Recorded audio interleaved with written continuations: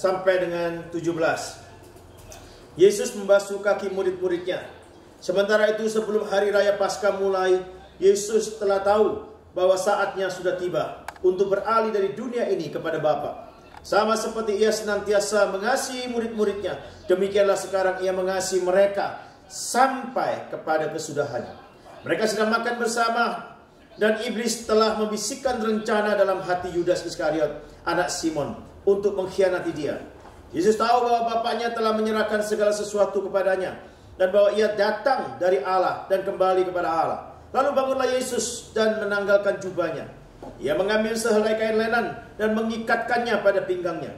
Kemudian dia menuangkan air ke dalam sebuah basi dan mulai membasuh kaki murid-muridnya, lalu menyekanya dengan kain yang terikat pada pinggangnya itu. Maka sampailah ia kepada Simon Petrus. Kata Petrus kepadanya, "Tuhan, Engkau hendak membasuh kakiku?" Jawab Yesus kepadanya, "Apa yang ku perbuat engkau tidak tahu sekarang, tetapi engkau akan mengerti kelak." Kata Petrus kepadanya, "Engkau tidak akan membasuh kakiku sampai selama-lamanya." Jawab Yesus, "Jikalau aku tidak membasuh engkau, engkau tidak mendapat bagian dalam aku."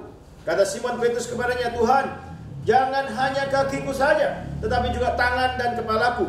Kata Yesus kepadanya, "Barang siapa telah mandi, ia tidak usah membasuh diri lagi selain membasuh kakinya, karena dia sudah bersih seluruhnya. Juga kamu sudah bersih, hanya tidak semua. Sebab ia tahu siapa yang akan menyerahkan dia. Karena itu ia berkata, tidak semua kamu bersih." Sesudah ia membasuh kaki mereka, ia mengenakan pakaiannya dan kembali ke tempatnya. Lalu ia berkata kepada mereka, "Mengertikah kamu apa yang telah kuperbuat kepadamu? Kamu menyebut aku guru dan Tuhan, dan katamu itu tepat, sebab memang akulah guru dan Tuhan. Jadi jikalau aku membasuh kakimu, aku yang adalah Tuhan dan gurumu, maka kamu pun wajib saling membasuh kakimu. Sebab aku telah memberikan suatu teladan kepada kamu, supaya kamu juga berbuat sama seperti yang telah kuperbuat kepadamu. Aku berkata kepadamu, sesungguhnya seorang hamba tidaklah lebih tinggi daripada tuannya, ataupun seorang utusan daripada dia yang mengutusnya.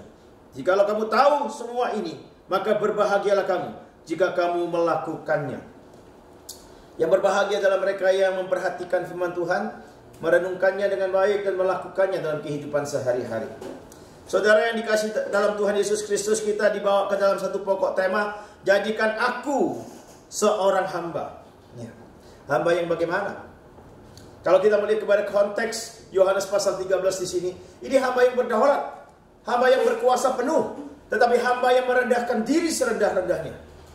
Saudara, kita bisa lihat Yohanes pasal 13 ya sampai dengan pasal 17 di sini, saudara. Kita lihat ada pesan perpisahan Yesus kepada para muridnya.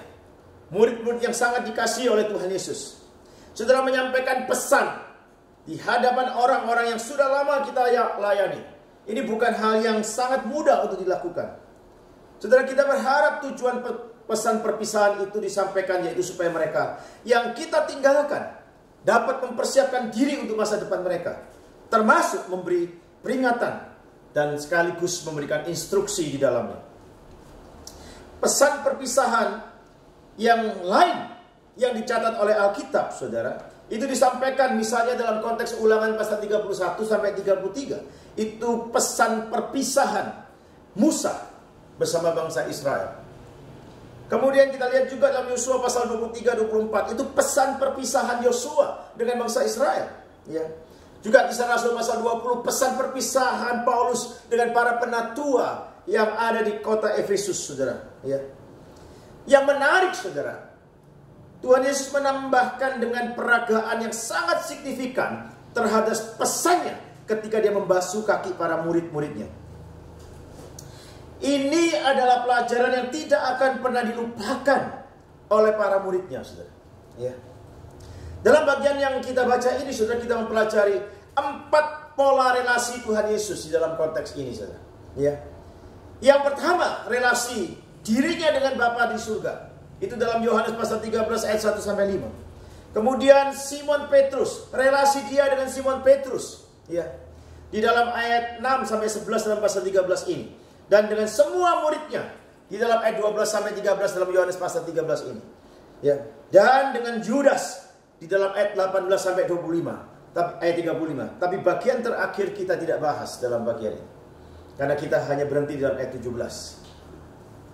Nah, di dalam setiap bagian, saudara, kita menemukan pesan yang sangat spesifik, pesan yang sangat khusus, dan kebenaran rohani yang dapat menolong kita membangun relasi dengan orang lain dalam kehidupan kita sebagai orang Kristen. Yang pertama, saudara, kita lihat di dalam pasal 13 ayat 1 sampai 5 ini berkaitan dengan kerendahan hati. Relasi Yesus ya dengan Bapaknya. Dikatakan apa di sini? Yesus masuk ke Yerusalem pada hari Minggu, dan pada hari Senin, saudara, Kristus menyucikan bait suci. Kemudian hari Selasa adalah hari pertama di mana para pemimpin agama berusaha menjebak Kristus untuk mendapatkan bukti supaya punya alasan untuk menangkap Kristus. Kemudian peristiwa-peristiwa ini dicatat di dalam Matius pasal 21 sampai Matius 25. Ya.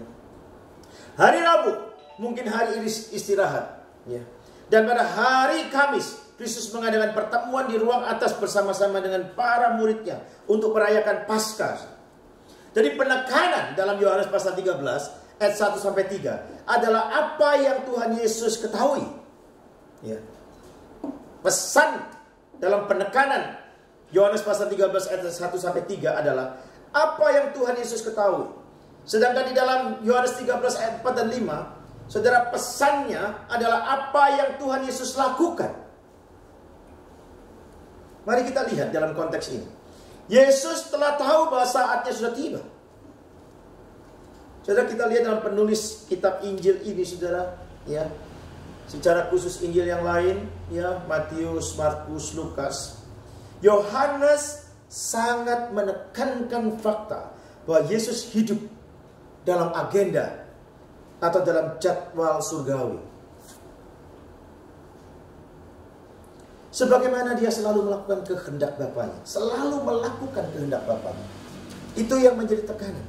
Perhatikan perkembangan tema dalam Injil Yohanes, saudara. Kalau kita lihat, Yohanes pasal 2 ayat 4 berbicara saatku belum tiba. Yohanes pasal 7 ayat 30 dikatakan saatnya belum tiba. Ya. Yohanes pasal 8 ayat 20 dikatakan saatnya juga belum tiba. Di dalam Yohanes pasal 12 ayat 23, telah tiba saatnya anak manusia dimuliakan. Kemudian dalam Yohanes pasal 13 ayat 1, Yesus telah tahu bahwa saatnya sudah tiba. Kemudian dalam Yohanes pasal 17 ayat 1, dia mengungkapkan, Bapa, telah tiba saatnya. Itu dalam doa dia. Saudara, saat yang dimaksudkan Tuhan Yesus itu apa? Ya. Saat yang dimaksudkan Tuhan Yesus ini di sini adalah di mana dia akan dimuliakan melalui kematiannya, melalui kebangkitannya, dan melalui kenaikannya ke surga. Itu yang dimaksudkan saat di sini oleh penulis Injil Yohanes di sini, saudara. Yaitu saat di mana Yesus dimuliakan lewat kematiannya, lewat kebangkitannya, dan lewat kenaikannya. Kita sedang menantikan kenaikan Tuhan Yesus. Ya. Coba kita perhatikan dari sudut pandang manusia, ya. Itu berarti penderitaan. Tetapi dari sudut pandang ilahi, itu berarti kemuliaan. Dia segera meninggalkan dunia ini dan kembali kepada Bapaknya yang mengutus dia. Yesus sudah telah menyelesaikan pekerjaannya di bumi ini. Dalam Yohanes pasal 17 dalam doanya ayat 4 dia mengumpulkan itu kepada Bapaknya. Dia sudah menyelesaikannya. Ya. Hamba Allah ini berada dalam kehendak Allah. Dia tidak akan mati sampai pekerjaannya selesai. Coba perhatikan. Hamba Allah ini berada dalam kehendak Allah. Dia tidak akan mati sampai pekerjaannya selesai. Mereka bahkan tidak dapat menangkap Yesus, apalagi membunuhnya, kalau pekerjaannya belum selesai. Ya.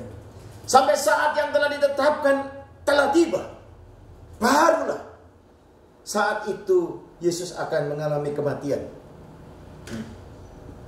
Yesus juga tahu bahwa Yudas akan mengkhianatinya.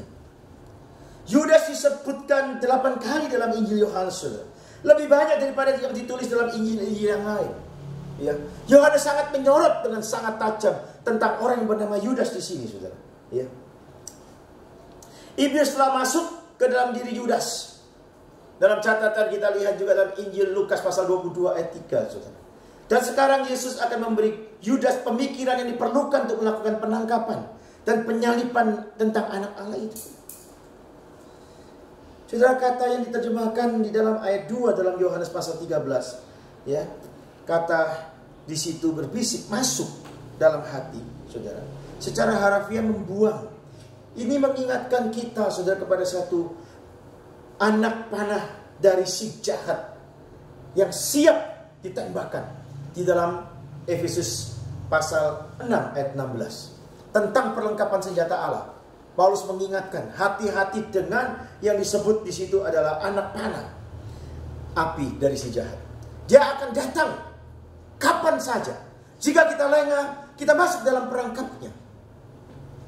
Yudas dalam konteks ini, dia bukan hanya lengah, tetapi memang dia sejak awal tidak mau percaya.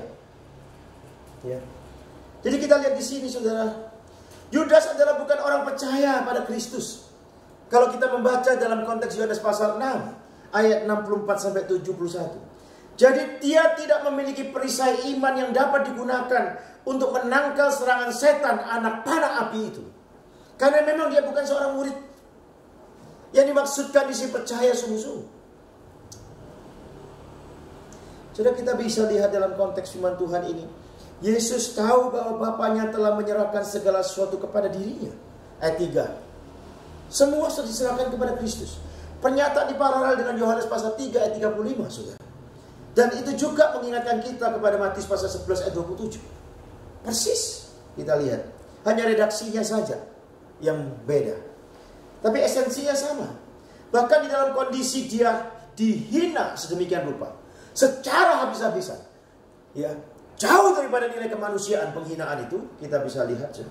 Sesungguhnya Tuhan Yesus memiliki segala sesuatu dari Bapaknya. Dia bisa melakukan dan bertindak dalam kedaulatan yang Bapaknya juga nyatakan kepada dirinya. Tetapi sama sekali dia tidak melakukannya itu karena dia mau taat kepada kehendak Bapaknya. Mau menyelesaikan tugas penyelamatan yang begitu luar biasa diemban kepada Kristus. Untuk menyelamatkan saudara dan saya. Orang-orang yang berdosa, yang tidak pantas, tidak layak untuk diselamatkan. Ya, kita bisa lihat di sini. Karena Yesus tahu siapa yang sesungguhnya dirinya. Dari mana dia berasal, apa yang dia miliki, dan kemana dia akan pergi. Dia sepenuhnya penguasa. Dia sepenuhnya berdaulat atas situasi yang ada. Termasuk situasi yang sedang dia alami dan jalani. Yaitu penderitaan dan penganiayaan tersebut. Dia tahu betul. Dan dia berdaulat terhadap situasi itu. Terlalu mudah Yesus ini menunjukkan, mendemonstrasikan kuasanya di hadapan orang-orang yang sedang menganiaya dia. Tetapi dia tidak lakukan. Dia tidak mau lakukan itu. Karena dia berkomitmen dalam ketaatannya menyelesaikan tugas Bapaknya. Kalau dia mendemonstrasikannya, mungkin orang-orang di sekitarnya kagum. Tetapi Kristus gagal menyelesaikan tugas Bapaknya. Karena dia tidak menyelesaikan penebusan itu. Dia tergoda, iya. Pada waktu orang mengejeknya.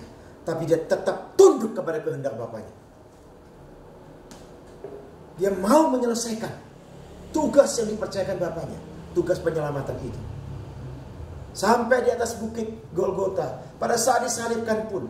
Orang masih punya hati yang begitu tega. Untuk terus menghujat. Dan terus menghina. Terus mengolok-olok. Jika engkau anak Allah, turun. Saudara bayangkan. Mereka tidak cukup puas sudah memukulin. Mereka tidak cukup puas menampar dan meludahi. Mereka tidak cukup puas memaku kedua telapak tangannya. Dan juga kedua kakinya dipaku. Tidak cukup puas. Sampai diberdirikan salib itu. Sampai dia tergantung pun. Ejekan-ejekan, olokan, penghinaan, perendahan. Tetap dialamatkan kepada Yesus. Menjadi serangan mental yang luar biasa. Saudara dan saya sebagai orang percaya tahu. Bahwa kita lahir dari Allah. Bahwa suatu hari kelak kita akan pergi kepada Allah. Yang mengalami penebusan salib Kristus ini. Dan di dalam Kristus kita memiliki segala sesuatu, saudara. Di dalam Kristus kita memiliki segala sesuatu. Ya. Oleh karena itu kita harus dapat mengikuti teladan Kristus dan melayani orang lain. Perhatikan di sini. Kristus memberikan keteladanan yang begitu utuh, saudara. Sampai menjelang dia akan melaksanakan tugas terakhir pun. Coba bayangkan. Dia tahu bahwa Yudas ini yang selalu mengikut dia dan menyaksikan demonstrasi kuasanya, sebentar lagi akan mengkhianati dia. Tapi toh Yesus mau membasuh kaki Yudas. Dia masih mau. Kita aja kalau melihat orang yang sudah mengesalkan hati kita, saudara, boro-boro membasuh kakinya.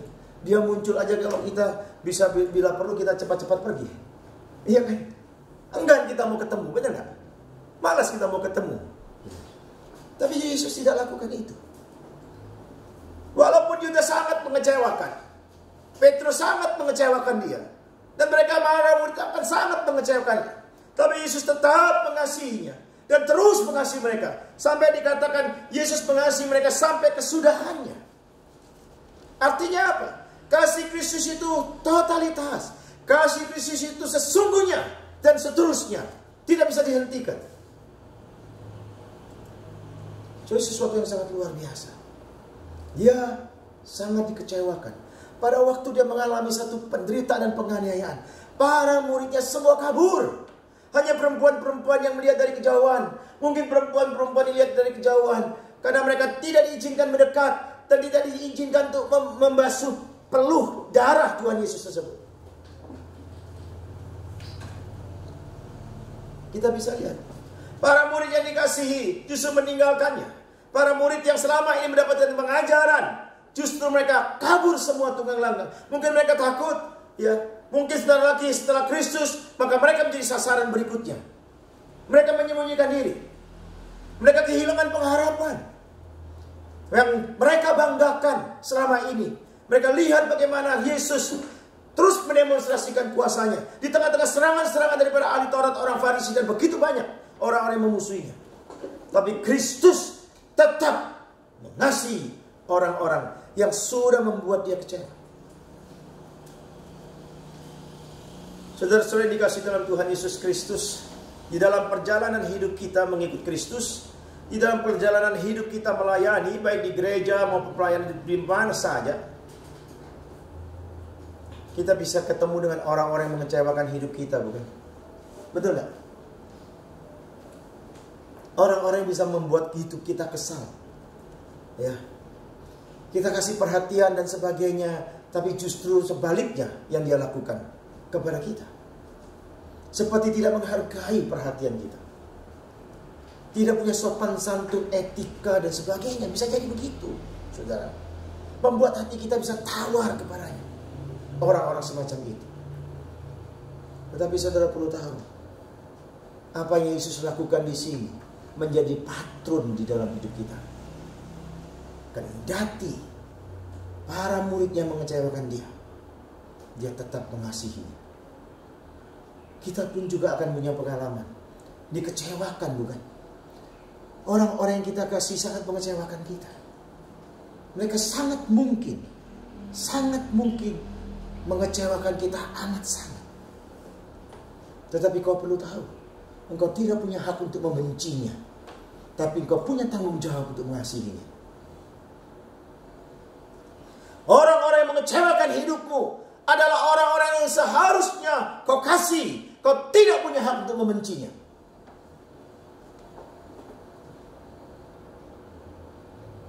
Pada waktu kau menjalankan tanggung jawabmu mengasihinya, di situ akan lahir, di situ akan hadir sukacita dan damai sejahtera Allah, sehingga iblis tidak punya kesempatan untuk mencurinya. Tetapi sebaliknya, ada kata kau dikecewakan dan kau membalas dengan kebencian dan sebagainya, kau akan kehilangan segalanya. Kau bukan hanya kehilangan sukacita dan damai sejahtera saja, tapi kehilangan yang terbaik di dalam hidupmu, yaitu kehadiran Tuhan itu sendiri. Saudara yang dikasih dalam Tuhan Yesus Kristus, mari kita kembali sungguh-sungguh memikirkan kebenaran yang dilakukan oleh Kristus di sini. Ya. Yesus tahu kebiasaan dari satu kehidupan masyarakat Yahudi. Kalau kita membaca di dalam ayat 4 dan 5 tersebut, para murid pasti terkejut ketika melihat guru mereka bangkit dari makan malamnya, menanggalkan jubahnya, kemudian mengambil sehelai kain lenan dan mengikatkannya pada pinggangnya. Kemudian dia menuangkan air ke dalam sebuah basi, semacam baskom, dan mulai membasuh kaki murid-muridnya. Coba perhatikan saudara, para pelayan Yahudi tidak membasuh kaki tuannya, saudara. Hanya budak, bukan Yahudi, yang melakukannya. Yesus memposisikan sedemikian rendahnya pembasuhan kaki dalam pekerjaan yang kasar. Namun Yesus melakukannya sebagai tanda kasih yang khusus. Seorang tuan rumah atau nyonya rumah mungkin membasuh kaki tamu, tetapi ini bukan kebiasaan yang lazim di sebagian besar rumah tangga keluarga Yahudi. Ini suatu peragaan yang sangat luar biasa, peragaan perendahan diri yang luar biasa dilakukan oleh Kristus. Yesus tahu bahwa ada semangat persaingan di dalam hati para muridnya. Dia tahu. Fakta ini terlihat dalam beberapa menit kemudian. Mereka kemudian berselisih tentang siapa di antara mereka yang terbesar. Kalau kita membaca ke dalam konteks Lukas pasal 22 ayat 24 sampai 30. Baru saja Yesus bukan hanya mengajarkan tentang kerendahan hati, mempraktekkan kerendahan hati. Para muridnya sepertinya menganggap angin lalu, dan mereka masih berkompetisi dalam diri mereka satu dengan yang lain. Kita bisa lihat saudara dalam konteks ini. Ya. Yesus memberikan mereka pelajaran yang tak terlupakan tentang kerendahan hati, saudara. Perhatikan. Dan dengan tindakannya, ia menegur keegoisan dan kesombongan mereka semua, para murid ini. Ya. Semakin kita memikirkan peristiwa ini, saudara, kita akan semakin memiliki makna yang dalam.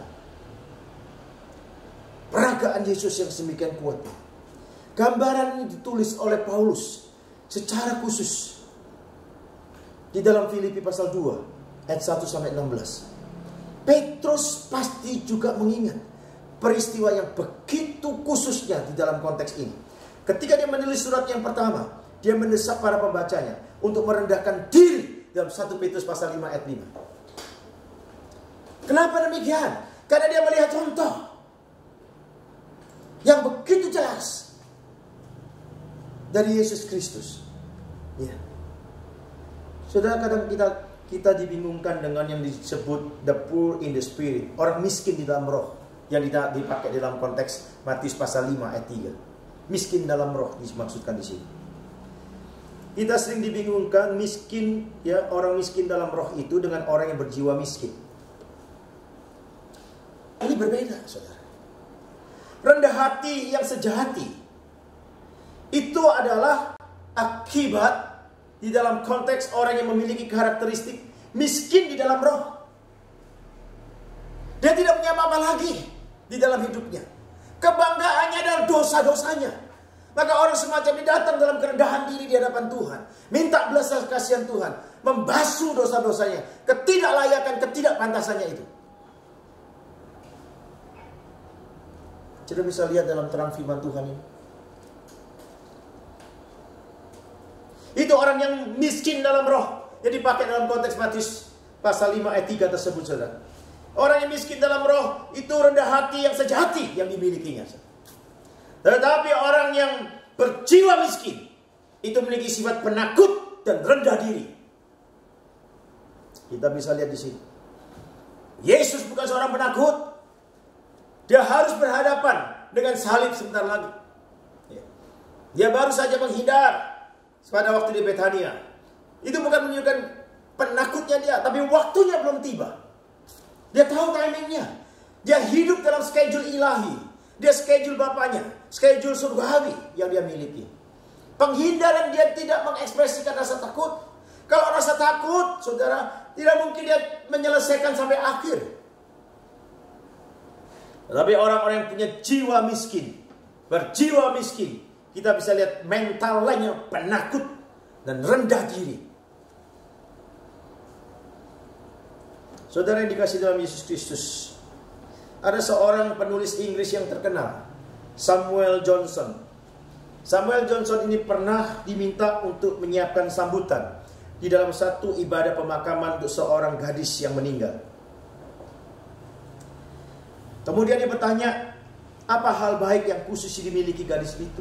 Sebelum dia menyampaikan pesan tersebut, dia diberitahu bahwa dia baik terhadap bawahannya. Gadis itu baik terhadap bawahannya. Johnson menjawab, hal ini patut dipuji, tetapi akan sulit untuk menentukan siapa bawahannya itu. Jadi bisa lihat di dalam konteks ini, ya. Tetapi Yesus Kristus itu yang berdaulat. Dia bisa memerintahkan, tetapi dia tidak melakukan itu. Justru dia memperagakan dirinya dalam perendahan diri yang sedemikian rupa. Si gadis yang meninggal itu mungkin baik kepada bawahannya, tetapi dia tidak punya otoritas terhadap kehidupan bawahannya, selain kaitannya dengan pekerjaan. Tapi Kristus punya otoritas dalam hidup para muridnya, kita semua. Tapi justru dia tidak menggunakan otoritas demikian rupa, tapi dia memeragakan satu perendahan diri yang luar biasa. Sesuatu yang sangat patut kita teladani. Mari kita renungkan lebih jauh apa yang dilakukan Kristus di sini, saudara. Ya. Suatu peragaan yang sangat penting. Bapa telah menyerahkan segala sesuatu ke tangan anaknya. Yesus mengambil sehelai kain lenan dan sebuah baskom. Kerendahan hatinya bukan lahir dari kemiskinan jiwanya, tetapi dari kekayaannya. Dia kaya namun tidak menjadi miskin. Dikatakan dalam 2 Korintus pasal 8 ayat 9 tersebut. Kita lihat di sini. Sungguh luar biasa bagaimana Injil Yohanes mengungkapkan kerendahan hati daripada Tuhan Yesus dan tidak menonjolkan keilahiannya, saudara. Mari kita perhatikan. Anak tidak dapat mengerjakan sesuatu dari dirinya sendiri. Dalam Yohanes pasal 5 ayat 19 dan 20. Coba ayat dan 30. Kita lihat di sini. Yang ditonjolkan kemanusiaan Kristus dalam kerendahan hatinya oleh Yohanes. Juga misalnya yang lain. Di dalam Yohanes pasal 6 ayat 38. Dikatakan, sebab aku turun dari surga tidak untuk melakukan kehendakku. Padahal kehendak dia bersama kehendak Bapaknya kan satu. Tapi dalam konteks ini, kehendak dirinya dileburkan dalam kehendak Bapaknya. Maka dia mengatakan, aku hanya mengerjakan kehendak Bapakku, bukan kehendakku. Jangan salah mengerti dalam bagian firman Tuhan ini. Kemudian juga dalam Yohanes pasal 7 ayat 16. Coba dikatakan ya, ajaranku tidak berasal dari diriku sendiri. Saudara, Yesus menyembunyikan otoritas dirinya ke dalam kewibawaan otoritas Bapaknya. Padahal sama saja. Tapi Yohanes sengaja menuliskan konteks ini untuk mengekspresikan kerendahan daripada hamba yang berdaulat itu loh, saudara. Banyak orang menyerang iman Kristen dari sisi ini. Loh, dia sendiri tidak mengakui dia berotoritas. No! Dia dalam konteks ini Yohanes ingin menggambarkan kerendahan hati daripada Kristus yang berdaulat itu. Di sisi yang lain kita bisa lihat demonstrasi kuasa yang berdaulat itu. Termasuk kuasa kebangkitannya.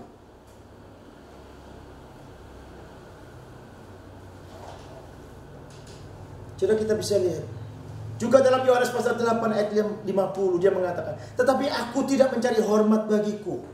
Bayangin, dia yang mulia, dia yang tidak terbatas, dia yang kekal, dia yang berdaulat berkuasa sedemikian rupa.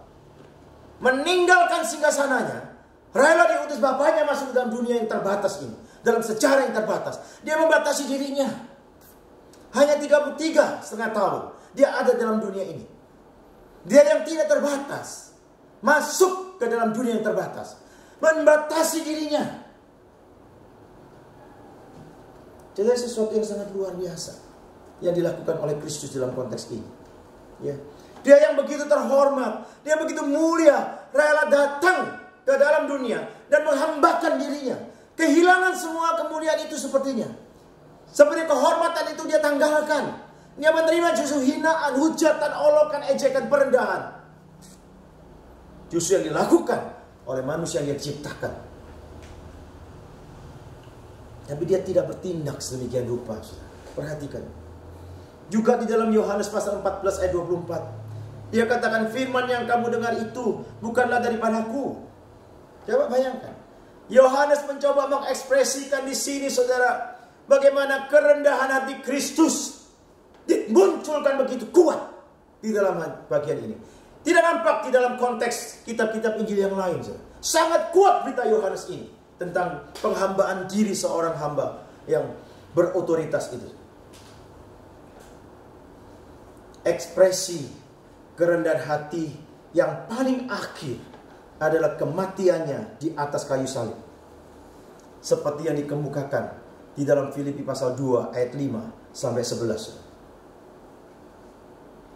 Itu ekspresi kerendahan hatinya yang paling akhir adalah kematiannya di kayu salib. Yang berdaulat, yang berkuasa, yang menjadi pemilik hidup, rela mati di atas kayu salib. Bukan salib yang menyebabkan Yesus mati. Tidak ada satu kekuatan dunia ini yang bisa mencabut nyawa Tuhan Yesus. Karena dia adalah pemilik hidup. Dia yang punya hidup. Bagaimana mungkin orang bisa mencabut nyawanya? Tidak bisa. Maka pada waktu dia berdoa dan menyerahkan nyawanya, barulah di situ, saudara, dia mati. Kalau dia tidak menyerahkan nyawa, nggak bisa. Dia berdaulat terhadap dirinya sendiri. Dia berdaulat terhadap semua nyawa daripada manusia. Kau berhasil, sombong. Kau bisa meraih gelar tinggi, bisa sombong. Kau punya kedudukan tinggi, kau bisa sombong. Padahal kau tidak berdaulat terhadap hidupmu. Benar nggak? Hari ini kalau Tuhan sudah jadwalmu berangkat pulang, nggak usah pakai COVID. Iya kan? Nggak usah pakai COVID juga berangkat. Kematian itu kepastian, saudara. Iya. Orang kena COVID baru tunggang langgang, kira-kira begitu. Benar nggak? Harry kena COVID makin tambun. Makin berat, makin berat, makin berat. Sehingga dunia ini makin berat karena ada dia. Coba kita lihat di sini. Saudara, kita lihat. Seluruh yang dikejar oleh manusia, seluruh yang ingin mau diraih oleh manusia, sudah dia dapatkan. Harta benda, kekayaan, posisi, jabatan, gelar setinggi-tingginya. Mungkin banyak gelar. Saya ingin bertanya sekarang. Semua yang kau peroleh itu, saya bertanya, apakah bisa melindungi nyawamu?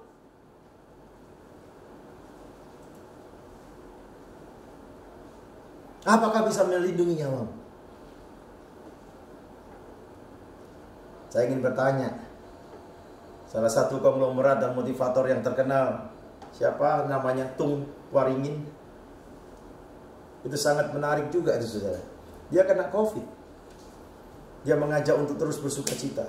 Dia nyanyikan lagu Hati yang gembira adalah obat, dan sebagainya.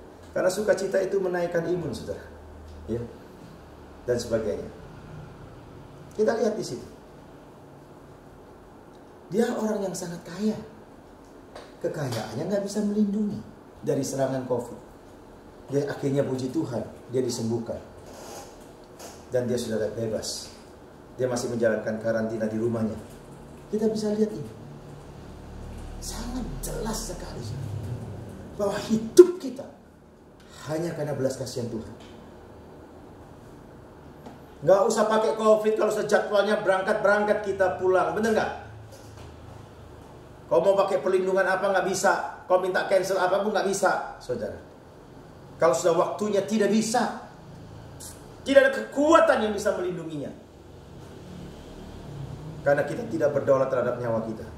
Uangmu sebanyak-banyaknya, harta bendamu yang sebegitu limpahnya, nggak bisa melindungi nyawamu. Dan juga nggak bisa beli kehidupan. Bukan berarti kemudian kita menjadi orang Kristen yang alergi terhadap uang. Tidak juga, saudara. Hidup kita masih membutuhkan uang itu. Tapi uang itu bukan segala-galanya. Justru di dalam aspek hidup yang paling esensial, uang tidak bisa masuk dalam kehidupannya. Pada waktu orang masuk di ICU, apa uangmu bisa berbicara banyak di situ? Uang kita tidak bisa membeli kehidupan, saudara. Ya. Mari kita perhatikan dengan baik.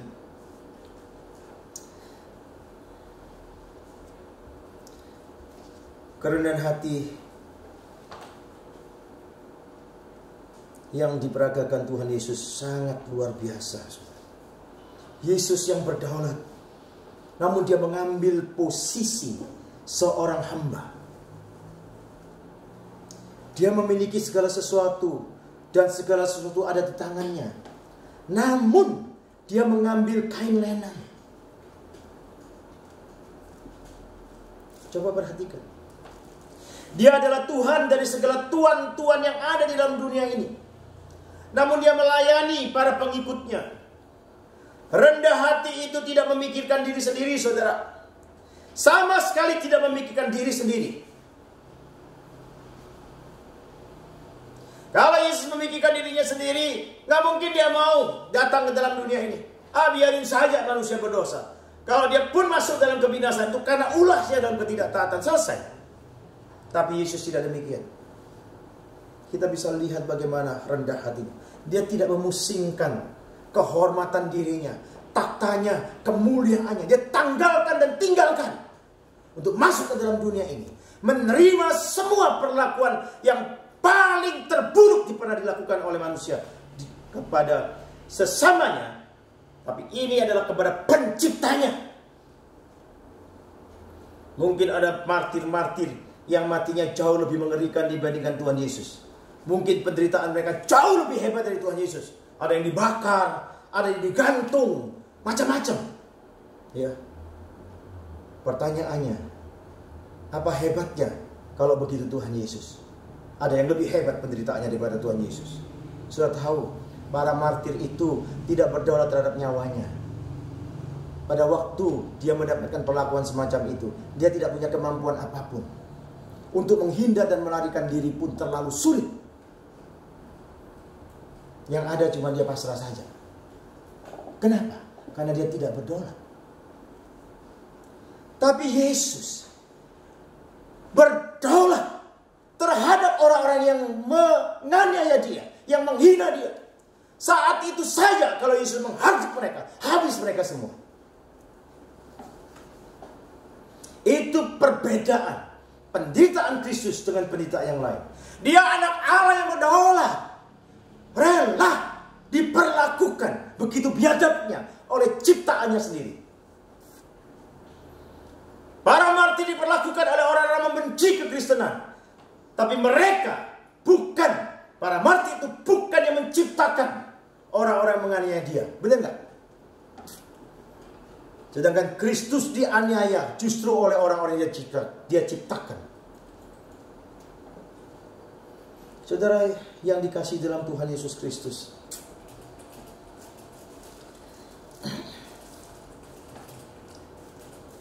kerendahan hati yang sejati itu bisa tumbuh dari relasi kita dengan Allah Bapa.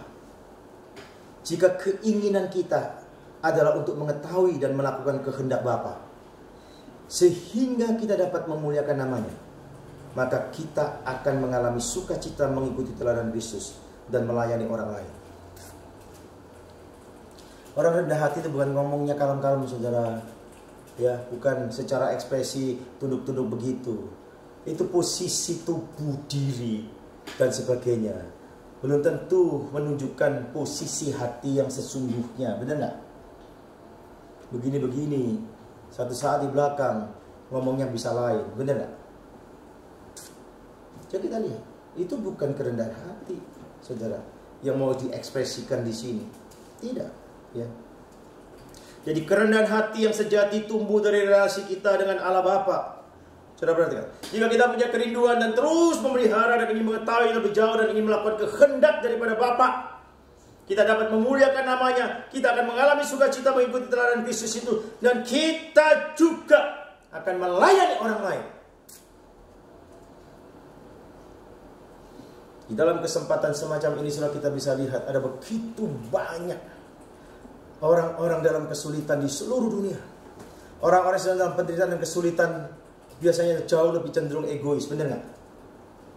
Bagaimana bisa mengamankan dirinya di semua konteks yang ada dalam penderitaan ini. Sebenarnya menjadi satu kesempatan bagi anak-anak Tuhan, para alumni, bagi gereja Tuhan, bagi orang-orang percaya.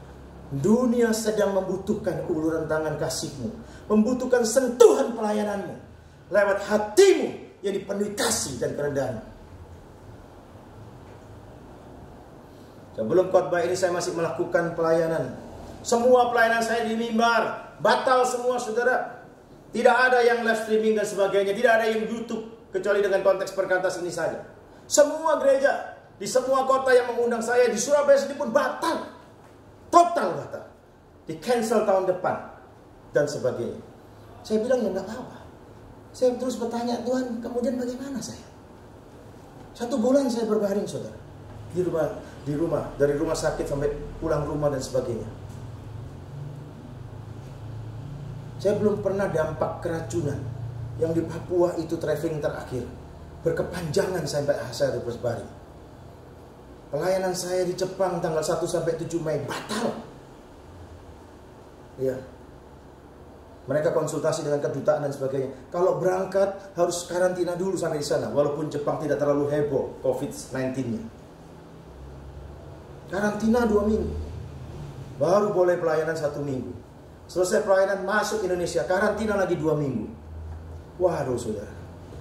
Saya nggak bebas makan BPK, nggak bebas makan saksang, nggak bebas makan papillon dan sebagainya. Ya. Akhirnya batal semua. Padahal semua persiapan sudah ada. Seminggu sebelum membatalkan, mereka memastikan akan membelikan tiket. Bayangin juga. Akhirnya batal. Sudah. Diterima saja. Karena semua peristiwa terjadi ada di dalam kedaulatan Tuhan. Coba mengerti dan mengenal rencana Tuhan saja. Tiba-tiba WA, seharusnya saya khotbah Paskah tanggal 12, saudara, di salah satu gereja Surabaya. Mereka bilang batal juga. Aneh juga kan. Saya udah selesai persiapan, paling kan seperti yang lain, seperti KII, Anton kan masih tetap pelayanan mereka. Ya lewat YouTube dan sebagainya. Ini cancel, saudara. Berarti ada rencana Tuhan. Saya mulai bergumul, Tuhan, kalau saya cuma 1 bulan sakit, saya ini orang yang ingin melayani orang lain, bagaimana bisa ini? Di dalam pergumulan, dalam doa, dalam perbincangan dan sebagainya, akhirnya pelayanan saya berubah dari mimbar menuju jalanan. Dan itu justru punya waktu yang jauh lebih lama, saudara. Hanya lewat sekotak nasi campur, nasi macam-macam di sini, saya bisa melihat hati orang-orang itu. Pelayanan langsung berubah menjadi pelayanan jalanan. Dan terus dilakukan. Oleh sebab itu, saudara, jangan pernah bosan untuk engkau melakukan kebaikan. Jangan pernah merasa lelah untuk melakukan kebaikan.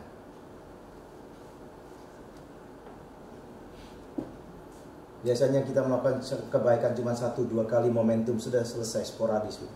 Tapi kalau dalam waktu yang cukup panjang mikir, lewat pelayanan kebaikan itu, kita sedang membangun karakter hidup kita. Untuk melakukan kejahatan, kau nggak butuh latihan. Tapi untuk melakukan kebaikan, kau butuh latihan. Karena itu bertolak belakang dengan natur kita orang berdosa. Natur orang berdosa itu sangat efektif untuk bisa melakukan kejahatan tanpa kau terlatih. Tanpa kau latihan, kau sudah sangat terlatih. Tapi untuk kebaikan, engkau butuh disiplin diri di dalam.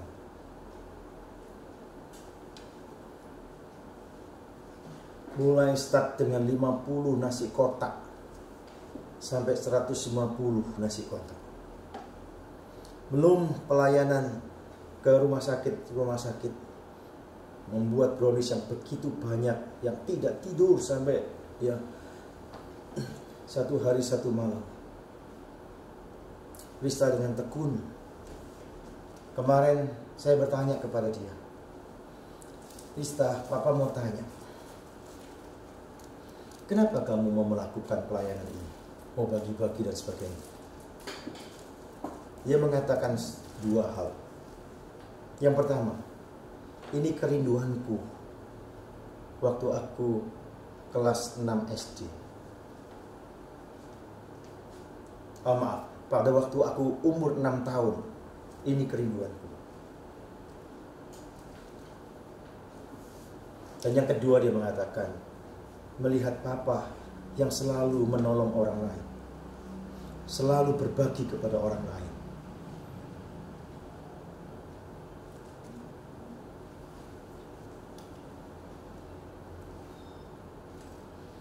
Saudara, di zaman milenial semacam ini, betapa bahagia dan sukacitanya sebagai orang tua jika punya anak-anak yang memiliki karakter semacam ini. Rista dalam prestasi studinya biasa-biasa saja. Ya, beda dengan adik-adiknya yang sangat kuat dan menonjol. Tetapi karakternya dalam hal ini memberikan satu kesukacitaan tersendiri. Saya nangis. Dia berjuang untuk memberkati para dokter. Dia berjuang untuk memberkati para perawat. Dia berjuang untuk memberkati para relawan. Dia berjuang untuk memberkati satpam dan petugas kebersihan di rumah sakit. Dia sengaja membuat yang sebanyak-banyaknya. Dia telepon ke rumah sakitnya. Ini masih terus tahapan ke rumah sakit. Masih ada berikutnya. Saya tanya, uangmu kan habis. Ini tidak apa-apa. Yang penting mereka tetap bisa menolong orang lain, para dokter, dan sehat terus. Mengharukan, saudara. Sangat mengharukan. Saudara, di masa kini kita sama seperti para murid itu, bukan? Kita sangat membutuhkan pelajaran tentang kerendahan hati. Gereja dipenuhi dengan semangat persaingan dan kritik secara duniawi. Tempat-tempat pelayanan juga begitu, saudara. Banyak orang-orang percaya saling bersaing untuk menunjukkan diri siapa yang terbesar. Kita pengetahuan banyak hal, tetapi bukan dalam kasih karunia Tuhan, saudara. Kerendahan hati adalah tanah di mana kasih karunia Tuhan itu berakar, kata Andrew Murray. Andrew Murray mengatakan, kerendahan hati adalah tanah di mana kasih karunia berakar. Hanya orang-orang yang sudah mengecap kasih karunia Allah, hidupnya akan lahir buah roh kerendahan hati itu. Kurangnya kerendahan hati adalah penjelasan yang cukup dari setiap kekurangan dan kegagalan yang dijumpai.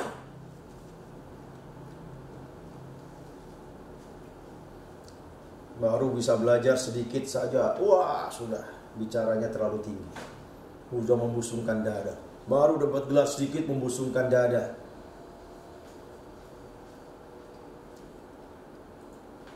Sudah perhatikan di sini.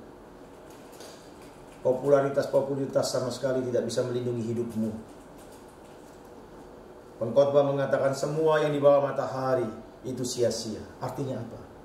Semua yang terjadi, yang dilakukan manusia tanpa pengenalan kepada penciptanya dan datang kepada penciptanya dan diperuntukkan kepada penciptanya, semua akan sia-sia.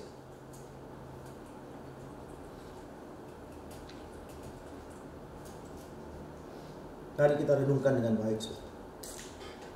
Yesus melayani murid-muridnya karena kerendahan hatinya dan dengan kerendahan hatinya.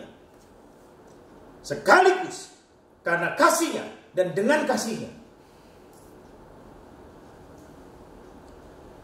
Yesus melayani gerejanya hari ini juga karena dan dengan kasihnya. Coba perhatikan. Ini seharusnya menjadi alasan yang sangat kuat, saudara. Semangat inkarnasi Kristus itu mendorong kita untuk merendahkan diri kita, untuk melayani jiwa-jiwa yang sedang haus menantikan sentuhan kasih. Orang yang di luar sekarang ini, saudara, membutuhkan kasih. Di dalam krisis yang sedemikian hebat, orang sekarang keluar rumah takut nyawa mereka terancam.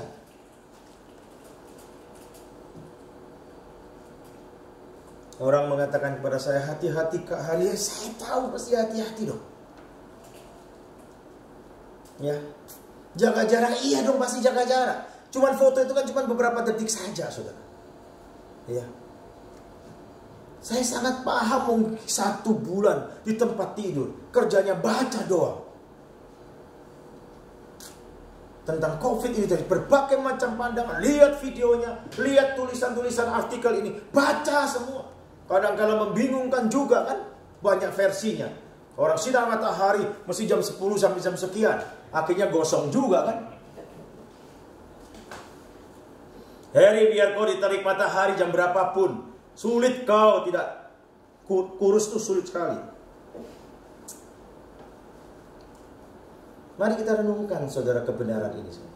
Ya. Orang-orang itu membutuhkan. Pada waktu saya datang memberikan kepada seorang tukang tambal ban,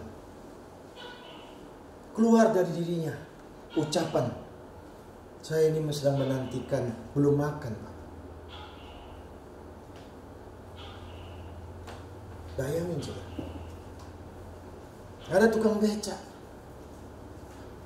dia terima itu, dia berkata, terima kasih, saya memang belum makan. Terus dia menambahkan, Bapak, kalau Bapak bersedia supaya istri dan anak-anak saya bisa menikmati, juga kami membutuhkan sembako. Tadi pun juga begitu, kemarin pun juga begitu. Ya, kemarin dulu begitu, maka kami realisasikan sembako itu. Nanti besok juga kita mau realisasikan kepada orang yang tadi minta begitu. Jadi kita bisa lihat. Mereka membutuhkan uluran tangan Allah melalui gerejanya, orang-orang percaya, untuk keluar daripada egoisme, datang kepada Tuhan sungguh-sungguh.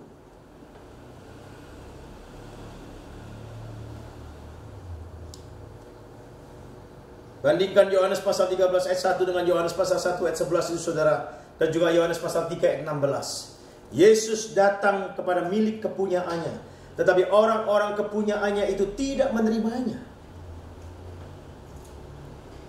Karena begitu besar kasih Allah akan dunia ini. Perhatikan. Dan di ruang atas Yesus melayani dalam kasih kepada murid-muridnya sendiri. Dan mereka menerima dia dan menerima apa yang dia katakan. Coba perhatikan.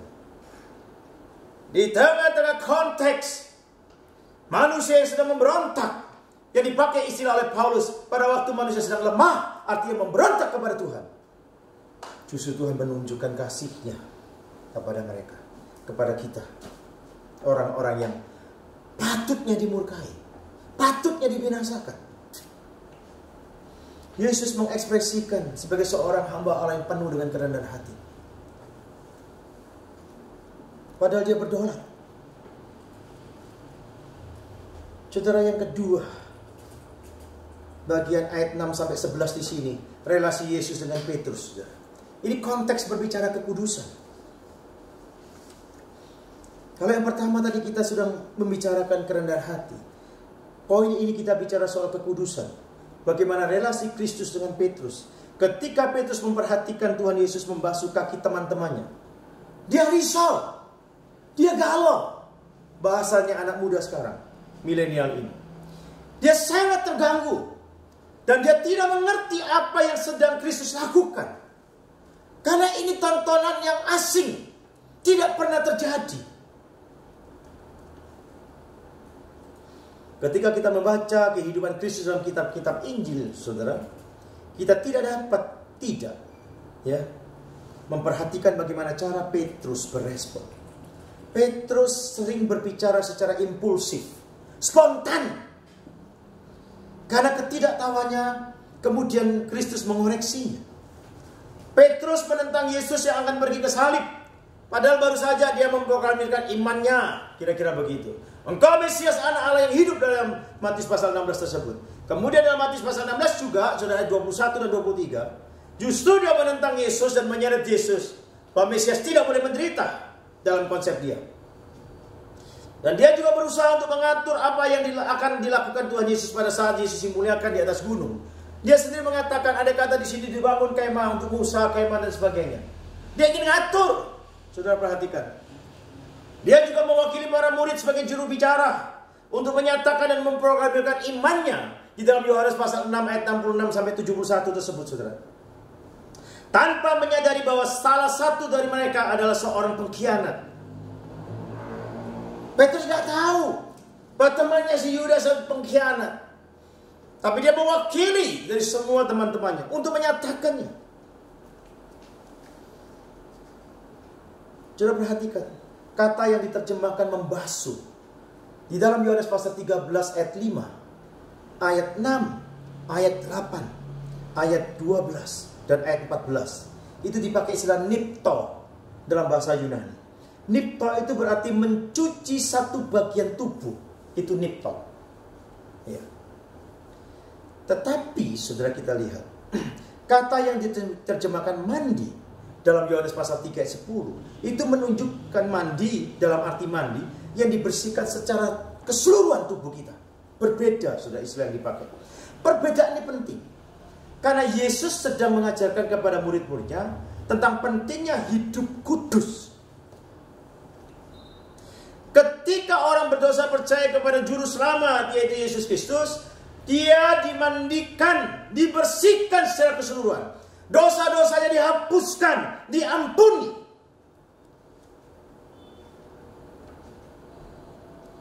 Coba perhatikan. Ibrani 10 ayat 17 mengatakan, aku tidak lagi mengingat dosa-dosa dan kesalahan mereka. Diampuni total. Tetapi setiap orang percaya yang masih hidup di dalam dunia ini, mereka sangat mudah untuk menjadi cemar, terkontaminasi oleh dunia ini. Dan Tuhan berjanji untuk mengampuni segala dosa kita ketika kita mengaku dosa kita kepada Dia. Jadi kita gak perlu mandi lagi. Bagian-bagian yang terkontaminasi, yang tercemarkan itu oleh dunia, kena polusi dosa dunia ini, itu yang harus dibereskan di hadapan Tuhan.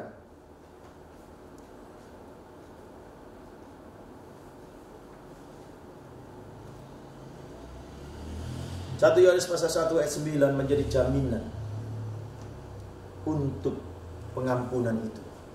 Jika kau sudah mengaku dosa dengan sungguh-sungguh, kau harus dengan iman mempercayai kebenaran firman Tuhan ini, bahwa kau sudah diampuni.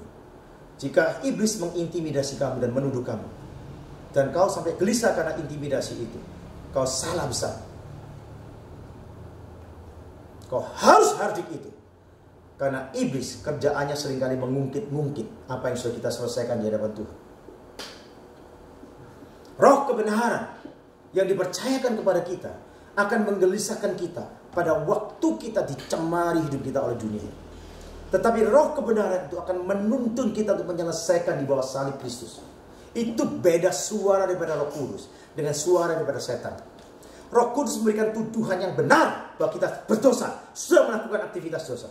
Tapi roh ini tidak membiarkan kita tidak berdaya, tapi dituntunnya kita kepada satu pengakuan di hadapan salib Kristus. Tetapi setan selalu mengungkit-ungkit apa yang kita sudah selesaikan di hadapan Tuhan.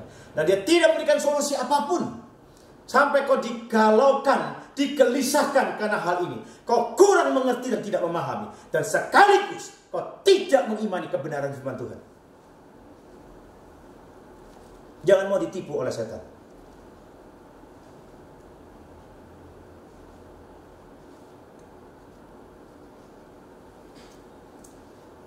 Pertanyaan berikutnya adalah, tetapi mengapa begitu penting kita menjaga kaki kita tetap bersih? Karena jika kita tercemar, kita tidak dapat memiliki persekutuan dengan Tuhan Yesus. Perhatikan di dalam ayat 8. Jikalau aku tidak membasuh engkau, engkau tidak mendapat bagian dalam aku. Kalau kita tidak selalu menguduskan diri kita, kita tidak punya relasi dengan Kristus dalam persekutuan itu.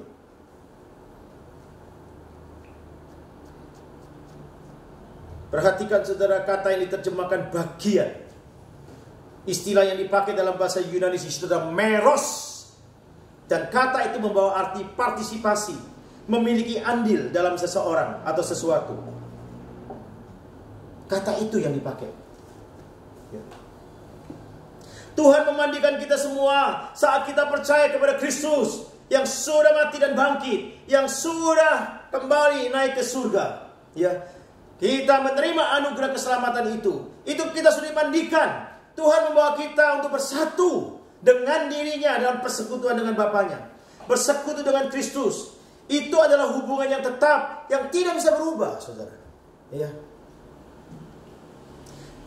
Kata kerja mandi dalam Yohanes pasal 3 ayat 10 juga, itu dipakai dalam bentuk perfect tense. Peristiwa yang sudah selesai, satu kali diselesaikan saja untuk selama-lamanya. Saudara perhatikan di sini.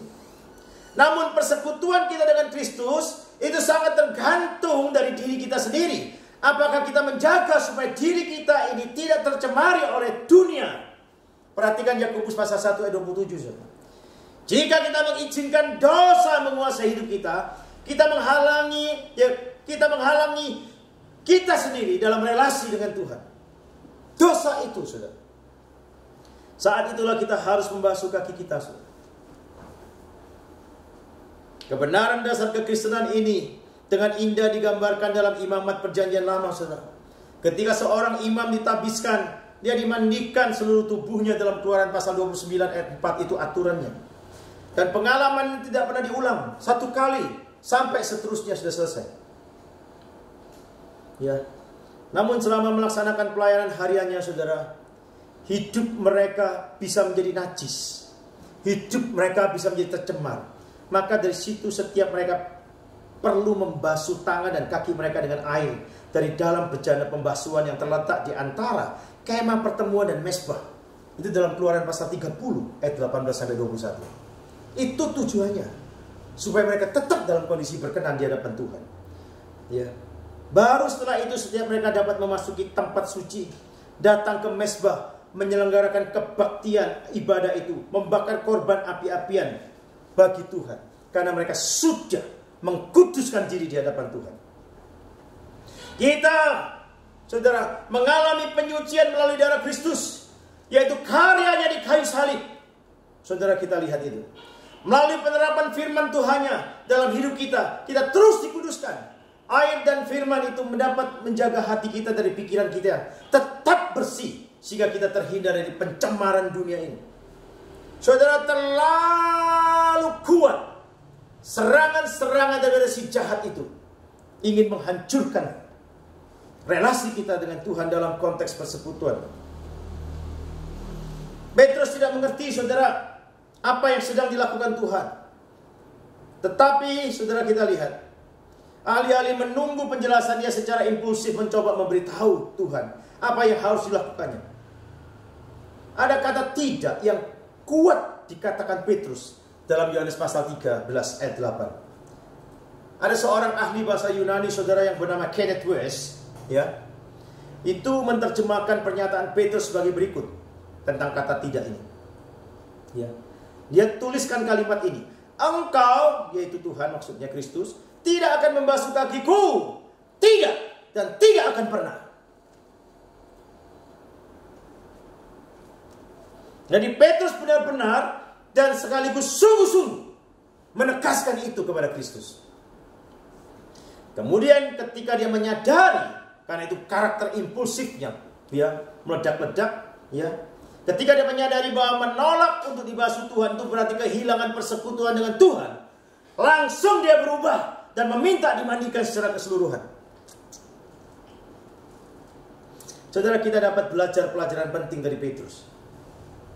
Jangan pernah kita mempertanyakan cara dan pekerjaan Tuhan. Dan jangan berusaha mengubahnya.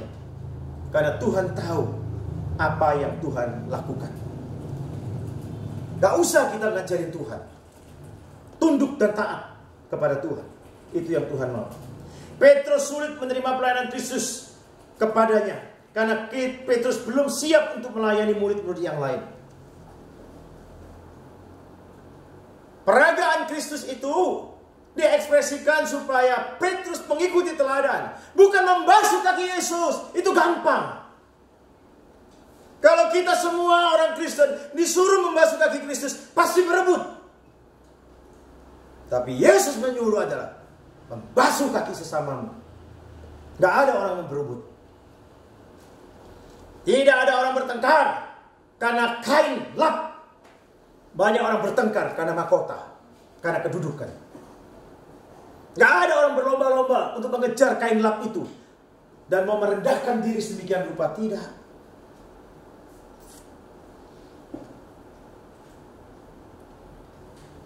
Petrus sulit menerima pelayanan Kristus kepada dirinya karena Petrus belum siap untuk melayani murid-murid yang lain, rekan-rekan yang lain. Dibutuhkan kerendahan hati dan anugerah untuk melayani orang lain, tetapi juga dibutuhkan kerendahan hati dan anugerah untuk menerima orang lain melayani kita. Hal yang indah dalam roh yang tunduk adalah kebebasan untuk memberi dan menerima kemuliaan Tuhan. Yohanes dengan hati-hati menunjukkan bahwa Petrus dan Yudas memiliki hubungan yang berbeda dengan Yesus. Perhatikan di sini. Memang Yesus membasuh kaki Yudas, tapi hal ini tidak mendatangkan hal yang baik bagi Yudas karena dia belum dimandikan. Sama-sama dibasuh, tetapi kita bisa lihat sama-sama jatuh di dalam penyangkalan kepada Tuhan. Tapi Petrus berbalik. Yudas melanjutkan dirinya dengan caranya. Kita bisa lihat perbedaan. Ada beberapa orang berpendapat, saudara, bahwa Yudas adalah orang yang sudah diselamatkan. Tetapi itu bukan apa yang dikatakan oleh Yesus. Itu hanya perkiraan orang saja. Tuhan Yesus menjelaskan bahwa Yudas tidak pernah disucikan dari dosa-dosanya dan tidak percaya kepada Yesus. Kita mesti perhatikan Yohanes pasal 6 ayat 64-71. Merupakan hal yang indah jika kita selalu memperdalam persekutuan kita dengan Tuhan.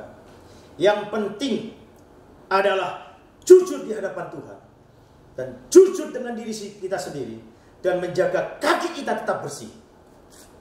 Memelihara kekudusan dalam hidup kita. Kita bisa jatuh, bisa gagal, kita harus bangkit dan terus bangkit. Jangan mau ditipu oleh si jahat. Saudara, bagian yang terakhir, yang ketiga, tentang kebahagiaan, relasi Yesus dengan para muridnya secara umum. Kalau tadi secara khusus kepada Petrus, itu ayat 12-17. Di dalam ayat 17 adalah kuncinya. Jikalau kamu tahu semua ini, maka berbahagialah kamu jika kamu melakukannya.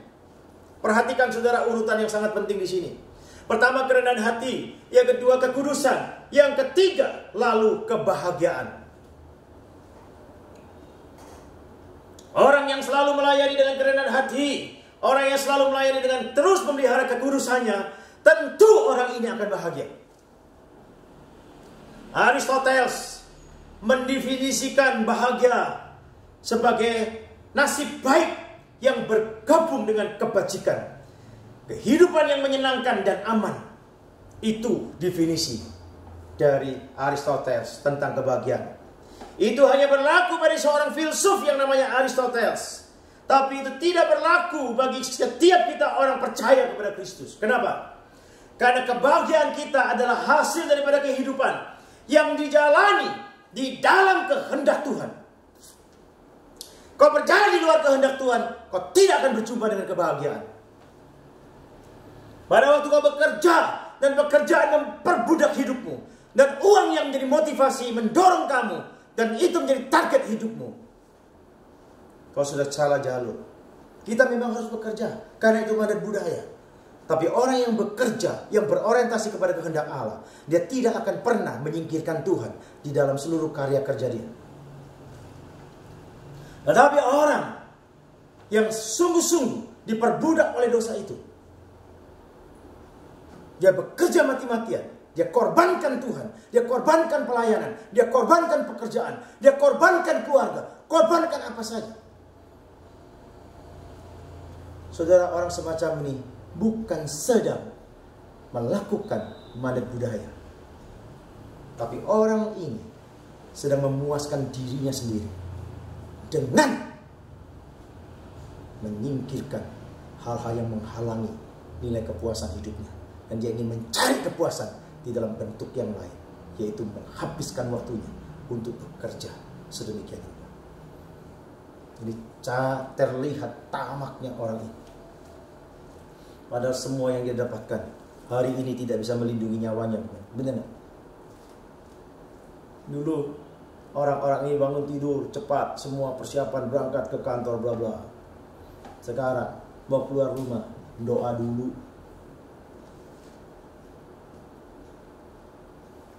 Dalam Amerika, Kongres Amerika,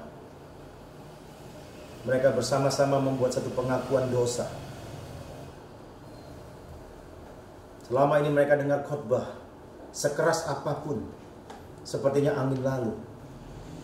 Tuhan menggunakan COVID-19 ini membawa mereka tersungkur di hadapan Tuhan. Selama ini mereka tidak menghargai firman Allah. Hari ini dan hari-hari ini semua orang mencari Tuhan.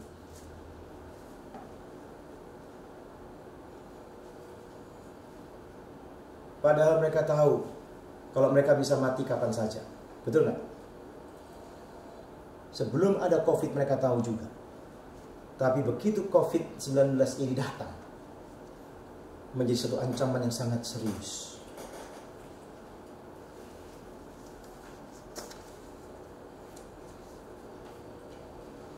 Padahal jumlah kematian karena serangan jantung, kanker dan lain sebagainya jauh lebih banyak jumlahnya dibandingkan COVID-19. Coba kita bisa lihat di sini.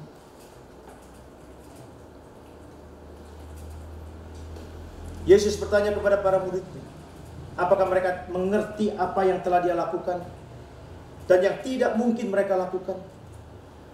Kemudian dia menjelaskan, dia telah memberi mereka pelajaran tentang pelayanan yang rendah hati. Sebuah teladan untuk mereka ikuti. Pelayanan seorang hamba. Dunia berpikir bahwa kebahagiaan adalah hasil daripada banyaknya orang yang melayani diri kita. Itu dunia. Tetapi sukacita sejati datang ketika kita melayani orang lain dan nama Yesus Kristus yang begitu agung.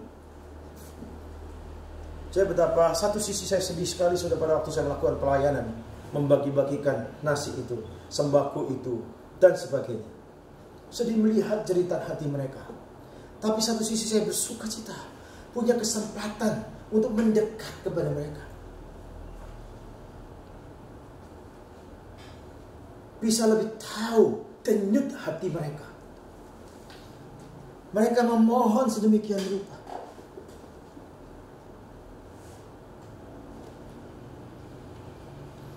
Jangan pernah engkau menunda untuk orang-orang yang memang punya hak untuk diberkati lewat hidupmu. Penundaanmu tidak akan membawa sukacita yang besar bagi orang-orang yang kau tolong. Begitu kau tunda, Tuhan pakai orang lain dengan segera menolong dia di saat-saat yang genting. Dan pertolongan orang tersebut kepada orang yang ditolong akan menghadirkan suatu sukacita besar. Kemudian kau datang menyusul, memberikan pertolongan kepada dia. Dia sukacita. Iya. Menerima berkat gak sukacita? Menerima berkat sukacita. Saya ingin bertanya, besar mana sukacitanya? Yang pertama dan yang kedua. Besar yang pertama. Karena dia saat itu sangat membutuhkan luar biasa. Dan yang kedua, engkau sendiri kehilangan berkat terbesar karena penundaanmu. Untung dalam penundaanmu, toh kau masih melakukan. Banyak orang melakukan penundaan, pada akhirnya tidak melakukannya. Karena serangan setan yang paling ampuh bukan membuat kita tidak melakukan, tapi membuat kita menunda untuk melakukan.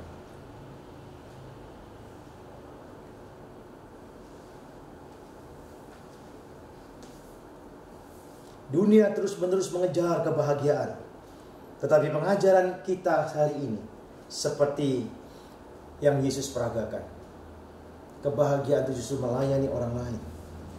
Kalau dunia mengejar kebahagiaan, Tetapi pengejaran itu seperti pengejaran bayangan. Dan itu selalu berada di luar jangkauan dirinya. Orang yang mengejar bayangan itu, saudara, bayangan itu selalu ada dan berada dalam posisi di luar jangkauan dirinya. Itu orang yang sedang mengejar kebahagiaan, saudara. Tapi prinsip kekristenan tidak demikian. Justru kau melayani orang lain, kebahagiaan itu menjadi bagian hidupmu.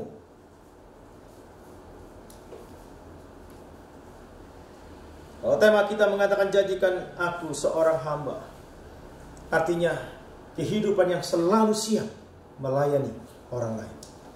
Engkau terluka, engkau dikecewakan, engkau tetap melakukannya. Yesus adalah Tuhan mereka. Jadi dia memiliki hak untuk memerintahkan mereka untuk melayaninya. Tetapi sebaliknya, Yesus melayani mereka. Dia memberi mereka contoh pelayanan Kristen yang sejati. Ya.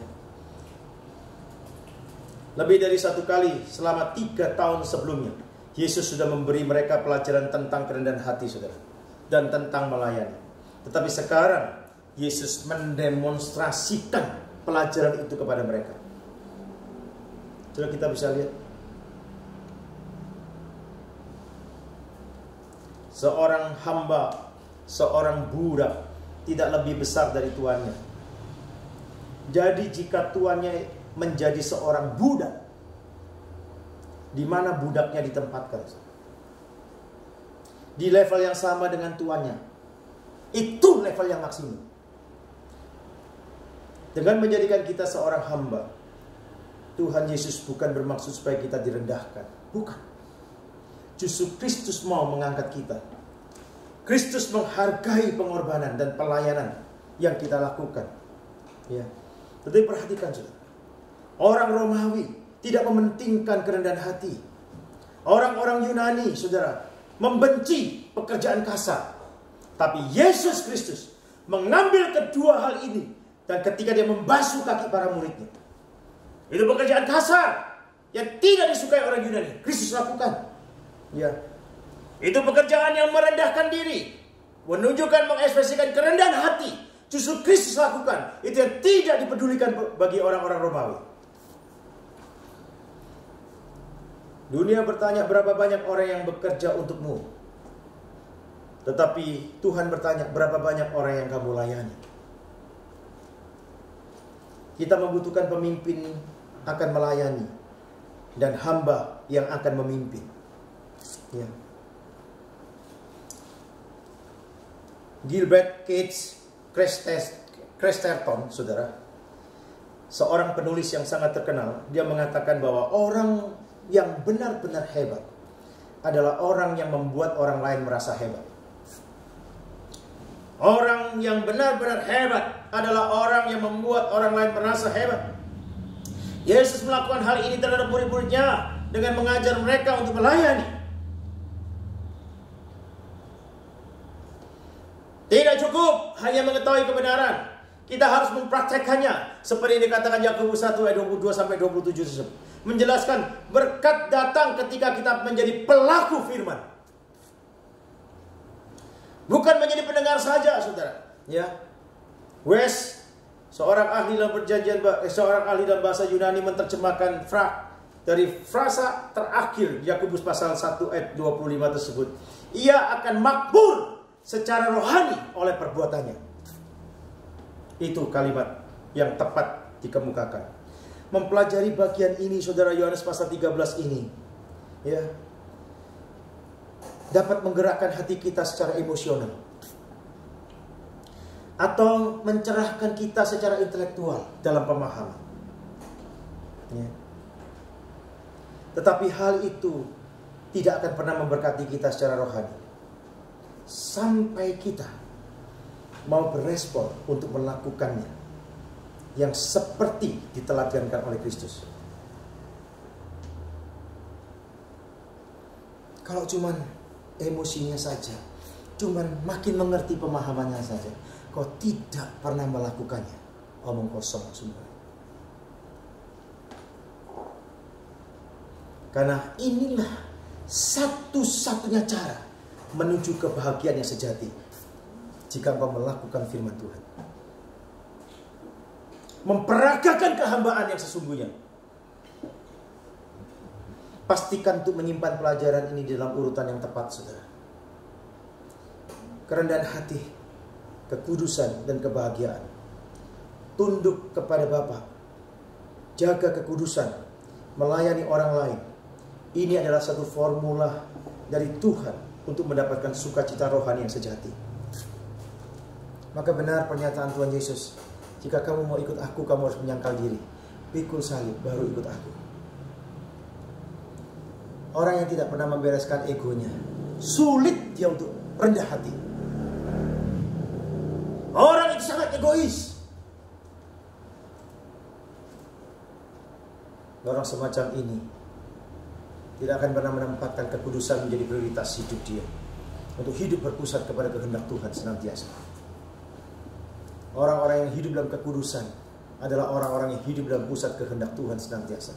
Kesukaannya ke arah itu. Coba perhatikan. Dan orang yang melayani orang lain tentu pasti bersukacita, tentu akan bahagia jika itu lahir dari kerendahan hati dia, jika itu lahir dari kekuatan kekudusannya untuk melayani orang lain. Kalau kau punya motif-motif yang lain, tidak akan bisa bahagia. Hanya 3 ini formula jika kau ingin dalam sukacita sejati. Marilah kita berkomitmen untuk menjadi seorang hamba yang sesungguhnya, supaya berita Paskah ini, berita yang menguatkan, meneguhkan hidup kita, dan kita yang membangkitkan kita ke dalam pengharapan, dan kita melayani dengan penuh kerendahan hati, memelihara kekudusan, dan kebahagiaan sukacita menjadi bagian hidup kita. Selamat Paskah. Tuhan memberkati rekan-rekanku di Papua, rekan-rekanku semua yang mendengarkan berita ini, baik di Jakarta, di Jember, dimanapun saja, ya, baik yang di Australia, di Singapura, di berbagai tempat.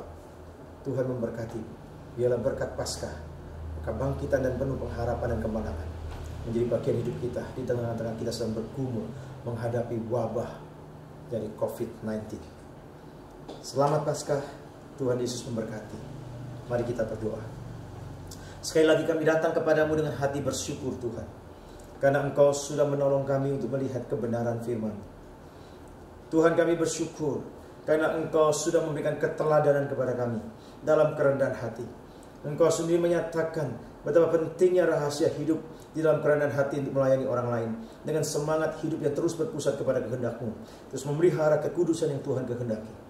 Hamba berdoa dan kiranya Tuhan memberkati dan melindungi setiap teman-teman kami yang ada di Papua, teman-teman kami di berbagai kota negara yang ada, yang sedang berkumpul dan menyaksikan siaran ini. Tuhan memberkati mereka, Tuhan jaga iman mereka, Tuhan jaga kesehatan mereka, Tuhan cukupkan apa yang menjadi kebutuhan mereka. Pakai hidup mereka untuk memberkati orang lain, tidak menunda untuk memberkati orang lain.